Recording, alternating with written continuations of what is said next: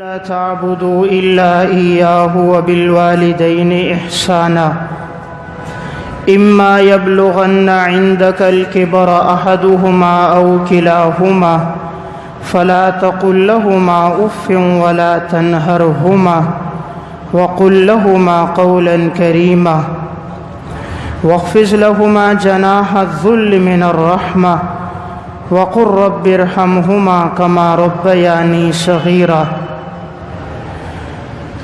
وقال الله تعالى في مقام آخر ووصينا الإنسان بوالديه حملته أمه وهنا على وهن وفصاله في عامين أن اشكر لي ولوالديك إلي المصير. وقال النبي صلى الله عليه وسلم الكبائر الإشراك بالله وعقوق الوالدين وقتل النفس واليمين الغموس. وقال النبي صلى الله عليه وسلم الوالد أوسط من أبواب الجنة فإن شئت فاحفظ هذا الباب وإن شئت فضيعه. وقال النبي صلى الله عليه وسلم رغم أنفه قيل من يا رسول الله؟ قال الذي أدرك عند والديه أحدهما أو كلاهما ثم لم يدخل الجنة. صدق اللہ العظیم. میرے انتہائی واجب الاحترام قابل صد احترام بھائیوں، دوستوں اور بزرگوں، بڑے گناہوں میں سے ایک بہت بڑا گناہ ہے والدین کی نافرمانی کرنا. والدین اللہ رب العزت کی نعمتوں میں سے ایک بہت بڑی نعمت ہے. قرآن کریم میں اللہ رب العزت نے عموماً جہاں کہیں اپنا تذکرہ فرمایا، اللہ تعالیٰ نے اس کے متصل بات والدین کا تذکرہ بھی فرمایا. وَقَضَىٰ رَبُّكَ أَلَّا تَعْبُدُوا إِلَّا إِيَّاهُ وَبِالْوَالِدَيْنِ إِحْسَانًا. انسان کو اس بات کا حکم دیا گیا ہے کہ وہ اللہ کے ساتھ کسی کو شریک نہ ٹھہرائے اور اپنے والدین کے ساتھ اچھا سلوک کرے. اما یبلغن عندک الکبر احدہما او کلاہما فلا تقل لہما اف. اور اگر ان میں سے کوئی ایک یا یہ دونوں بڑھاپے کو پہنچ جائیں تو تم ان کے سامنے اف بھی نہ کہو. ولا تنہرہما، اور انہیں جھڑکو مت. وقل لہما قولا کریما، اور ان کے ساتھ بات نرمی سے کرو. واخفض لہما جناح الذل من الرحمہ، اور اپنے بازوؤں کو خدمت کے لیے ان کے سامنے جھکا دو. وقل رب ارحمہما کما ربیانی صغیرا، اور یہ دعا بھی کرو کہ اے اللہ تو ان پر اس طرح رحم فرما جس طرح انہوں نے بچپن میں میری تربیت کرتے ہوئے میرے اوپر رحم کیا ہے. تو اللہ تعالیٰ نے اپنا تذکرہ فرمایا تو اس کے متصل بات والدین کا تذکرہ بھی فرمایا. دنیا میں آنے کا ایک حقیقی سبب ہے اور ایک مجازی سبب ہے. حقیقی سبب اللہ کا حکم ہے کہ انسان اللہ کے حکم کی وجہ سے دنیا میں آتا ہے، اور ایک مجازی سبب ہے وہ والدین ہے کہ والدین کے ملاپ کے ذریعے سے انسان دنیا میں آتا ہے. اسی لیے اللہ رب العزت نے فرمایا انشکر لی ولوالدیک، میرا بھی شکر ادا کرو اور اپنے والدین کا بھی شکر ادا کرو. سورہ لقمان میں اللہ رب العزت فرماتے ہیں وَوَصَّيْنَا الْإِنسَانَ بِوَالِدَيْهِ، ہم نے نہایت تاکید کے ساتھ انسان کو حکم دیا ہے کہ اپنے والدین کے ساتھ اچھا سلوک کرو. حملتہ امہ وہنا علی وہن، خاص طور پہ اپنی والدہ کے ساتھ اچھا سلوک کرو کہ جس نے تمہیں حمل کی صورت میں اٹھایا، بوجھ در بوجھ اٹھایا، تکلیف کو برداشت کیا، وحملہ وفصالہ فی عامین، اور پھر اس نے تمہیں دودھ بھی پلایا اور حمل اور دودھ پلانے کے درمیان مدت 2 سال کی۔ انشکر لی ولوالدیک، میرا بھی شکر ادا کرو، اپنے والدین کا بھی شکر ادا کرو۔ وَإِذْ أَخَذْنَا مِيثَاقَ بَنِي إِسْرَائِيلَ لَا تَعْبُدُونَ إِلَّا اللَّهَ وَبِالْوَالِدَيْنِ إِحْسَانًا، ہم نے بنی اسرائیل سے اس بات پر وعدہ لیا تھا کہ تم اللہ کے ساتھ کسی کو شریک نہ ٹھہرانا اور اپنے والدین کے ساتھ اچھا سلوک کرنا۔ وَوَصَّيْنَا الْإِنسَانَ بِوَالِدَيْهِ إِحْسَانًا، ہم نے انسان کو نہایت تاکید کے ساتھ حکم دیا ہے کہ تم اپنے والدین کے ساتھ اچھا سلوک کرو۔ قرآن کریم میں اللہ رب العزت فرماتے ہیں کہ اگر والدین میں سے دونوں یا کوئی ایک مشرک ہو اور وہ تمہیں شرکیہ بات کا حکم دیں، خلاف شریعت کام کا حکم دیں، تب بھی تم نے ان کے ساتھ اچھا برتاؤ رکھنا ہے۔ وَصَاحِبْهُمَا فِي الدُّنْيَا مَعْرُوفًا، دنیا میں ان کے ساتھ اچھا سلوک کرنا ہے، یعنی والدین اگر غیر مسلم بھی ہیں تب بھی ان کے ساتھ اچھا سلوک ہوگا۔ والدین بظاہر اگر کسی کام کا حکم دیں وہ شریعت کے خلاف ہے، اس میں اطاعت تو والدین کی نہیں ہوگی، لا طاعۃ لمخلوق فی معصیۃ الخالق، لیکن والدین کے ساتھ اچھا برتاؤ ہوگا، نرمی سے بات ہوگی۔ تو قرآن کریم میں اللہ رب العزت نے جہاں کہیں اپنا تذکرہ فرمایا اس کے متصل بعد والدین کا تذکرہ فرمایا۔ نبی اکرم صلی اللہ علیہ وسلم نے بھی ارشاد فرمایا، آپ نے فرمایا الکبائر، بڑے بڑے گناہوں میں سے ایک گناہ ہے الاشراک باللہ، اللہ کے ساتھ کسی کو شریک ٹھہرانا۔ نمبر 2 وقتل النفس، کسی انسان کو ناحق قتل کرنا، اور نمبر 3 وعقوق الوالدین، والدین کی نافرمانی کرنا، اور نمبر 4 والیمین الغموس، اور جھوٹی قسم کھانا۔ تو آپ صلی اللہ علیہ وسلم نے والدین کی نافرمانی کو بڑے گناہوں میں سے شمار کیا۔ صحیح بخاری کی روایت ہے، نبی اکرم صلی اللہ علیہ وسلم فرماتے ہیں الا انبئکم باکبر الکبائر، کیا میں تمہیں گناہوں میں بڑے گناہ کے بارے میں نہ بتاؤں؟ صحابہ اکرام نے فرمایا ضرور بتائیے۔ آپ نے فرمایا الاشراک باللہ، اللہ کے ساتھ کسی کو شریک ٹھہرانا، وعقوق الوالدین، اور والدین کی نافرمانی کرنا۔ نبی اکرم صلی اللہ علیہ وسلم ارشاد فرماتے ہیں ان اللہ حرم علیکم عقوق الامہات، اللہ نے تم پر حرام کر دیا ہے کہ تم اپنی ماؤں کی نافرمانی کبھی نہ کرنا۔ نبی اکرم صلی اللہ علیہ وسلم فرماتے ہیں رضا الرب فی رضا الوالد وسخط الرب فی سخط الوالد، والد کی رضامندی میں اللہ کی رضامندی ہے اور والد کی ناراضگی میں اللہ کی ناراضگی، یعنی جس کا والد اس سے راضی ہے تو اس کا رب بھی اس سے راضی ہے، اور جس کا والد اس سے ناراض ہے تو رب العالمین بھی اس سے ناراض ہے۔ آپ صلی اللہ علیہ وسلم نے فرمایا الوالد اوسط من ابواب الجنہ، والد جنت کے دروازوں میں ایک بہت بڑا دروازہ والد ہے۔ فَإِن شِئْتَ فَاحْفَظْهُ، اگر تم چاہو تو اس دروازے کی حفاظت کرو، اور اگر تم چاہو تو وَإِن شِئْتَ فَضَيِّعْ، اس دروازے کو ضائع کر دو۔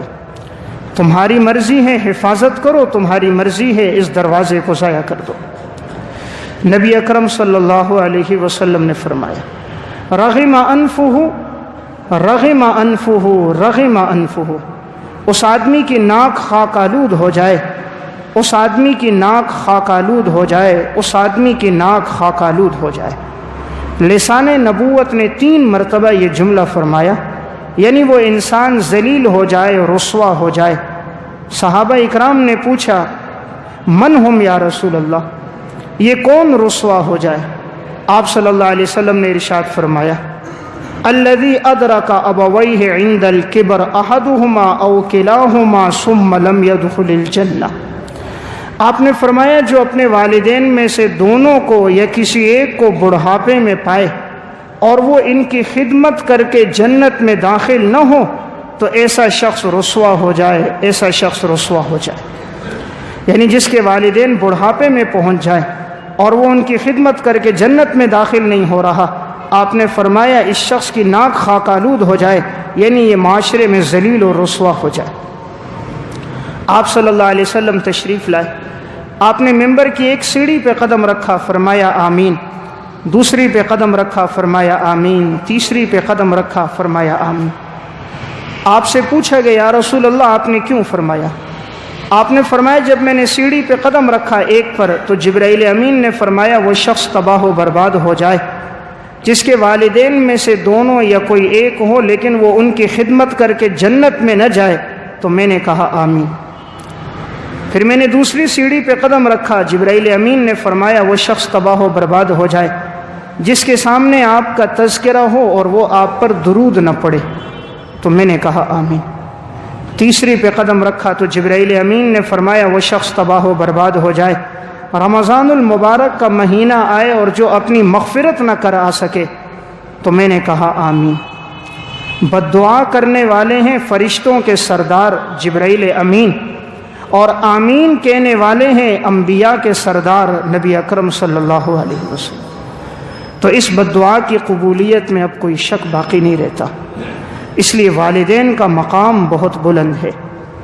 ایک صحابی حضور کے پاس آئے، فرمایا یا رسول اللہ من احق الناس بحسن صحابتی، سب سے زیادہ خدمت کا حقدار کون ہے؟ آپ نے فرمایا امو کا، تمہاری ماں ہے۔ اس نے پوچھا ثم من، پھر کون ہے یا رسول اللہ؟ آپ نے فرمایا امو کا، تمہاری والدہ ہے۔ اس صحابی نے کہا ثم من، پھر کون ہے؟ آپ نے تیسری مرتبہ فرمایا امو کا، تمہاری والدہ ہے۔ اس نے چوتھی مرتبہ پھر پوچھا ثم من، پھر کون ہے؟ آپ نے فرمایا ابو کا، تیرا والد ہے۔ یعنی 3 مرتبہ آپ نے ماں کا تذکرہ فرمایا اور چوتھی مرتبہ میں آپ نے والد کا تذکرہ فرمایا۔ والدہ کا تذکرہ 3 مرتبہ کیوں فرمایا؟ اس لیے کہ والدہ جو بوجھ اٹھاتی ہے اور جو تکلیف برداشت کرتی ہے وہ 3 گنا تکلیف والد کی تکلیف سے زیادہ ہے۔ نمبر 1، والدہ ایک تکلیف اٹھاتی ہے کہ اپنے پیٹ میں 6 مہینے سے لے کر 2 سال تک، کم از کم حمل 6 ماہ ہوتا ہے، زیادہ سے زیادہ عموماً 2 سال ہوتا ہے، تو 6 مہینے تک 9 مہینے تک اس نے حمل کی صورت میں اسے اپنے پیٹ میں اٹھایا۔ اور نمبر 2، جب وضع حمل کا وقت ہوا تو والدہ نے بڑی تکلیف برداشت کی۔ اور نمبر 3، پھر اس نے 2 سال بچے کو دودھ پلایا اور اس کی نشو و نما کی اور اس کی تربیت کی، تو ماں نے چونکہ 3 گنا زیادہ حق ادا کیا ہے، اسی لیے آپ نے 3 مرتبہ فرمایا تمہاری ماں، تمہاری ماں اور تمہاری ماں۔ چوتھی مرتبہ آپ نے فرمایا تمہارا والد۔ ایک قاضی کے پاس مقدمہ آیا اور ایک والدہ نے آ کر کہا یہ میرا بیٹا میری نافرمانی کرتا ہے، آپ اسے سمجھائیے۔ قاضی وقت نے اس کے بیٹے کو بلایا، بلانے کے بعد ایک مٹکا لیا، 3 سے 4 کلو اس کا وزن تھا، اور اس کو اس نوجوان کے پیٹ کے ساتھ باندھ دیا۔ قاضی نے اس کے ہاتھ میں جھاڑو دیا اور کہا پوری اس عدالت میں جھاڑو مارو، باہر بھی جھاڑو مارو، اور ایک آدمی کو اس پر مقرر کر دیا کہ اگر یہ بیٹھنے لگے تو درہ مارنا، اسے بیٹھنے نہ دینا۔ اب وہ جھاڑو لے کے مار رہا ہے، پیٹ کے ساتھ مٹکا لٹکا ہوا ہے، کافی دیر مارا تو تھک گیا بہت زیادہ، بیٹھنے لگتا تو پھر وہ شخص ہاتھ دے کے کھڑا کرتا، قاضی کا حکم میں بیٹھنا نہیں، پھر جھاڑو دیتا، پھر تھک جاتا، پسینے میں شرابور ہو گیا۔ جب شام کا وقت ہوا قاضی کے قدموں میں گر گیا، قاضی صاحب معاف کر دو، آئندہ والدہ کی نافرمانی نہیں کروں گا۔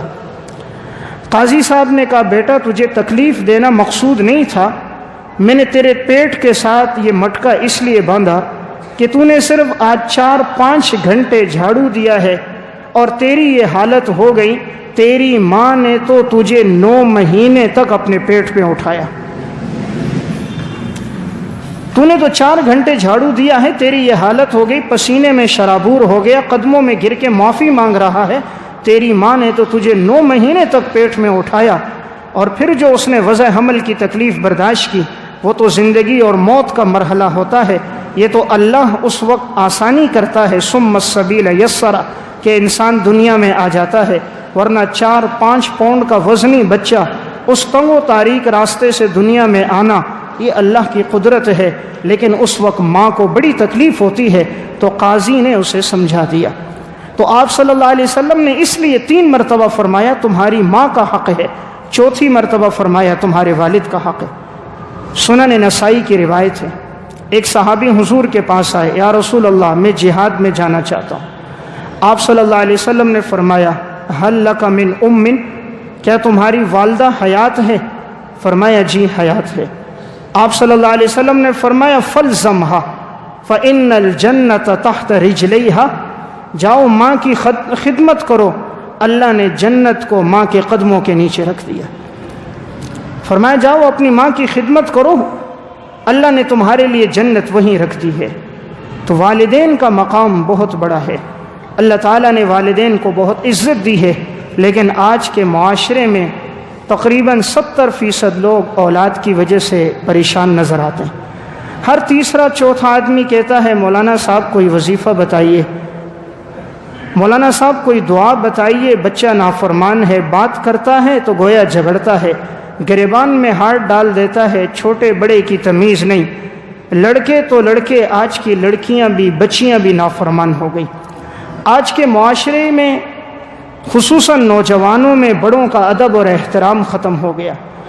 پہلے تعلیم نہیں تھی لیکن شعور تھا، تعلیم نہیں تھی لیکن ادب اور احترام تھا۔ کوئی بڑا اگر داخل ہو جاتا تھا اٹھ کر استقبال کرتے تھے، کوئی سامنے سے آ جاتا تھا اٹھ کر ملتے دعاؤں کی درخواست کرتے، کوئی بس میں آ جاتا اپنی سیٹ پر بٹھا دیتے، کسی بزرگ کے ہاتھ میں سامان دیکھتے تو سامان لے لیتے، والد گھر میں آتا تو سامان ہاتھ سے لے لیتے، جوتے اس کے اٹھاتے، ایک چارپائی پہ ساتھ نہیں بیٹھتے تھے۔ اس دور میں تعلیم نہیں تھی، ادب اور احترام تھا۔ آج تعلیم تو بہت آ گئی، انٹرنیٹ، کیبل، فیس بک، واٹس ایپ، سب چیزیں آ گئی، لیکن انہیں یہ پتہ نہ چلا کہ ماں باپ کا مقام کتنا ہے۔ آپ صلی اللہ علیہ وسلم کے پاس ایک نوجوان صحابی آئے، کہا یا رسول اللہ میرے والد میرے مال میں سے خرچ کر دیتے ہیں، آپ میرے والد کو بلائیے، سمجھائیے کہ وہ میرے مال میں سے خرچ نہ کریں۔ آپ صلی اللہ علیہ وسلم نے پیغام بھیجا، ان کے والد کو بلایا۔ جب وہ والد آ رہے تھے تو راستے میں بڑے وہ غمگین تھے، پریشان تھے، انہوں نے کچھ اشعار پڑھے، اور وہ اشعار ایسے تھے کہ ان کے کانوں نے بھی آواز نہیں سنی تھی، دل میں پڑے تھے۔ تفسیر قرطبی میں ہے واقعہ۔ تو جب حضور کے پاس آئے تو جبرائیل امین کے ذریعے آپ کو پتہ چل گیا کہ اس نے راستے میں کچھ اشعار پڑھے ہیں، تو آپ نے فرمایا وہ اشعار تو سناؤ۔ انہوں نے کہا یا رسول اللہ آپ واقعی سچے نبی ہو، میرے کانوں نے وہ اشعار نہیں سنے لیکن آپ کو وحی کے ذریعے پتہ چل گیا۔ تو پھر اس موقع پر اس شخص نے کہا کہ یا رسول اللہ میرے دل میں یہ بات آئی کہ یہ بچہ چھوٹا جب تھا، جب یہ پیدا ہوا تو ہم نے خوشی منائی، اشعار میں کہنے لگا اس کی ماں اسے دودھ پلاتی تھی، ہم خوش ہوتے تھے، یہ ہمارے بڑھاپے کا سہارا بنے گا، میں دن بھر کمائی کر کے لاتا تھا، دن کی تھکاوٹ ہوتی، اس کی ایک مسکراہٹ دیکھتا میری تھکاوٹ دور ہو جاتی تھی۔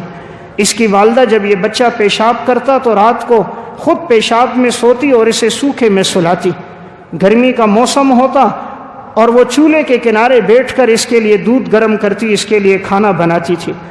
سخت گرمی ہوتی اور میں اس بچے کے لیے کماتا تھا، اور ہم یہ امید رکھتے تھے کہ یہ جوانی کو پہنچے گا تو ہماری خدمت کرے گا، چلو ہماری خدمت نہ صحیح کم از کم اتنا تو ہوتا کہ یہ ہمارے ساتھ وہ سلوک کرتا جو پڑوسیوں کے ساتھ سلوک ہوتا ہے۔ اس نے تو ہمیں پڑوسیوں کا درجہ بھی نہیں دیا، ہم نے جو کمایا اس پہ خرچ کیا، اور آج یہ کہتا ہے تم میرے مال میں سے خرچ نہ کرو۔ میں خرچ کس پہ کرتا ہوں؟ یا اپنے پر، یا اس کی ماں پر، یا پھوپھی پر، اور میں کسی پہ خرچ نہیں کرتا۔ جب اس نے یہ اشعار پڑھے اور اپنا دکھڑا سنایا، آپ صلی اللہ علیہ وسلم نے نوجوان کو گریبان سے پکڑا، آپ نے فرمایا انت و مالک لابیک، تو بھی اور تیرا مال بھی سب تیرے والد کا ہے، تو بھی اور تیرا مال سب تیرے والد کا ہے، آئندہ اپنے مال سے اپنے والد کو روکنا نہیں۔ تو ماں باپ کا بہت بڑا مقام ہے، جنہوں نے قدر کی اللہ نے ان کو نوازا، اور جنہوں نے ناقدری کی اللہ نے دنیا میں ان کو سزا دی ہے۔ اسی لیے حدیث میں آتا ہے یہ گناہ ایسا ہے والدین کی نافرمانی کا کہ اس کی سزا اللہ تعالیٰ انسان کو دنیا میں دے دیتا ہے۔